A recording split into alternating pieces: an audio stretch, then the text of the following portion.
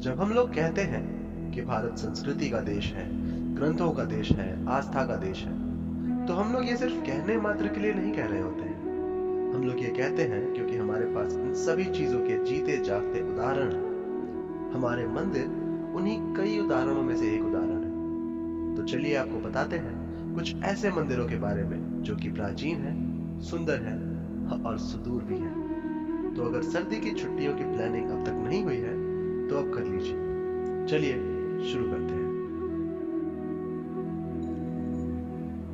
इतिहास की बात हो और बिहार का नाम ना आए, ये कैसे हो सकता है? हजारों वर्षों के इतिहास को समेटे हुए बिहार की धरती पर यूं तो कई मंदिर हैं, लेकिन हम आपको ले चलते हैं एक ऐसे मंदिर में जहां बहुत कम लोग जाते हैं। कैमूर की सुंदर और शांत पहाड़ियों में स्थित मुंडेश्वरी मंदिर। 108 ईस्वी में बना यह मंदिर छोटा जरूर है, लेकिन बहुत प्राचीन और मनोरम दृश्यों से घिरा हुआ भी है। चंड मुंड संघारे शोणित बीज हरे।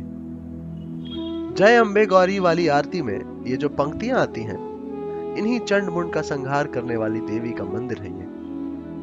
मुंडेश्वरी नाम इसलिए क्योंकि यहाँ के लोगों का मानना है कि मुंड का संहार देवी माँ ने यहीं किया था।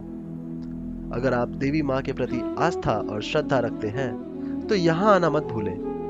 और आस्था के साथ साथ आपको जो कैमूर की सुंदरता दिखेगी वो अलग।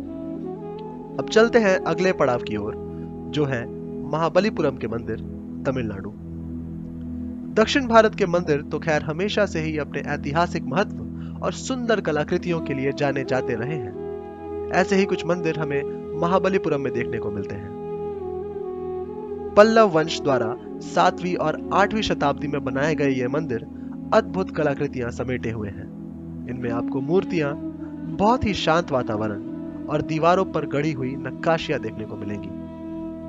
महाबलीपुरम को यूनेस्को वर्ल्ड हेरिटेज साइट का दर्जा मिला हुआ है। यहीं से 5-6 घंटे की दूरी पर आपको 1000 साल पुराना बृहदेश्वर मंदिर भी मिल जाएगा, जो चोल वंश के लोगों ने बनाया था। और महाबलीपुरम से कुछ ही दूर महाबलीपुरम बीच भी है, जहां पर आप समुद्र की लहरों को अपने पैरों तले महसूस कर सकते हैं, जहां आपको सच में एहसास होगा कि दुनिया कितनी बड़ी है और हम कितने छोटे। दक्षिण के बाद अब हम उत्तर की ओर चलते हैं। प्राचीन भारत में प्राकृतिक संरचनाओं का बहुत महत्व हुआ करता था। तभी तो हमारे पूर्वजों ने अपने मंदिरों की वजह से समुद्र से लेकर पहाड़ नाप रखे हैं। हमारा अगला मंदिर इन्हीं पहाड़ों के बीच है, जो कि उत्तराखंड में स्थित तुंगनाथ मंदिर है। 3680 मीटर यानी कि 12000 फीट की ऊंचाई पर स्थित यह मंदिर बिल्कुल केदारनाथ मंदिर की तरह दिखता है। इसकी उम्र पर अधिक शोध तो नहीं हुए हैं, लेकिन मान्यता यह है कि यह मंदिर पांडवों द्वारा बनाया गया था। और हां, यह आज तक का सबसे ऊंचा शिव मंदिर है। केदारनाथ से इसकी तुलना करें तो केदारनाथ 3553 मीटर की ऊंचाई पर है, जबकि तुंगनाथ 3680 मीटर की ऊंचाई पर। दक्षिण और उत्तर के बाद अब हम पूर्व की ओर चलते हैं, जहां पर उड़ीसा में स्थित है कोणार्क सूर्य मंदिर। 13वीं शताब्दी में गंगा वंश के लोगों के द्वारा बनाया गया कोणार्क का सूर्य मंदिर भारत के सबसे सुंदर मंदिरों में से एक था, और अभी भी है। यह मंदिर इतना भव्य था कि इसमें 12 पहिए और 7 घोड़ों की आकृति बनी हुई थी। लेकिन 1500 ईस्वी में सुल्तान सुलेमान कैरानी ने बंगाल से आकर इस मंदिर को नष्ट कर दिया और लूट लिया, जिसके बाद इस मंदिर के बस अवशेष ही रह गए हैं। लेकिन फिर भी इस मंदिर की नक्काशियां और यहाँ के पवित्र वातावरण आपको शुद्ध करने के लिए पर्याप्त है। अब चलते हैं महाराष्ट्र में स्थित कैलासा मंदिर। औरंगाबाद जिले में स्थित एलोरा की गुफाओं के बारे में आप सबने तो सुना ही होगा। उन्हीं गुफाओं में स्थित है कैलासा मंदिर।